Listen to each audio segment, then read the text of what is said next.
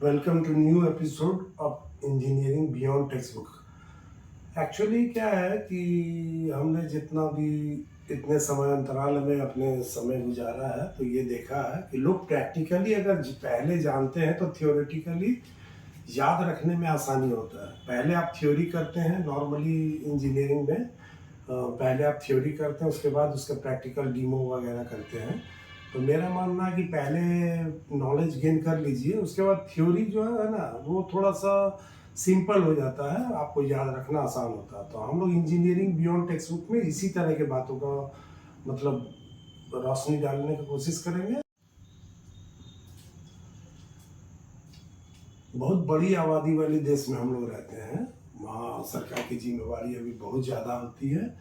और मेरा ये मानना है कि anything which is repairable can sustain in Indian market better, और रिपेयरेबल हो तो काफ़ी समय अंतराल तक उसका फ़ायदा लिया जा सकता है।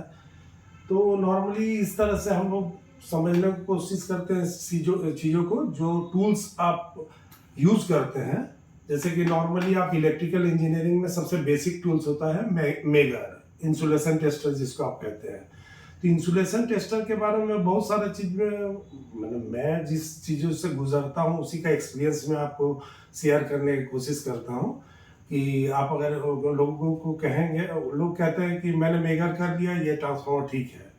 तो मेगर एक्चुअली जो इंसुलेशन टेस्टर है वो अर्थ के साथ फेज का जो है ना इंसुलेशन क्या मेगा ओम्स में डिनोट करती है, बाकी उससे ज़्यादा कुछ करती नहीं है।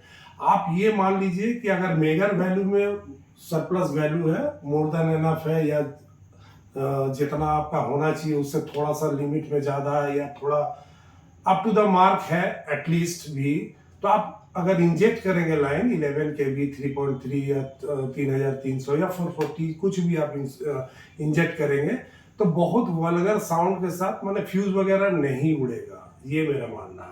पर फेस टू फेस में अगर टर्न रेशियो कम है तो मेगर वो डिनोट नहीं करता है। तो आप मेगर को उसी स्तर तक इस्तेमाल करेंगे कि उस इंसुलेशन का लेवल क्या है ये जानने के लिए। दूसरा, आप क्लैम्प टेस्टर आप देखते होंगे, एम्पेयर चेक करने के लिए क्लैम्प टेस्टर जो देखते हैं। तो क्लैम्प टेस्टर अगर आप एक्यूरेट लेंगे तो डीसी बहुत तरह का आता है मार्केट में, वो देखेंगे स्लाइड करते हैं अपने जगह से, अगर आप थोड़ा सा हिला के देखेंगे तो रीडिंग चेंज होता है। तो एक्यूरेट लेने की कोशिश करेंगे, एक्यूरेसी मायने रखती है हर बातों में। तो नॉर्मली मैं आपको एक सिंपल टास्क बताऊंगा कि बहुत सारा लैब को यूज करने की जरूरत नहीं है ट्रांसफार्मर में।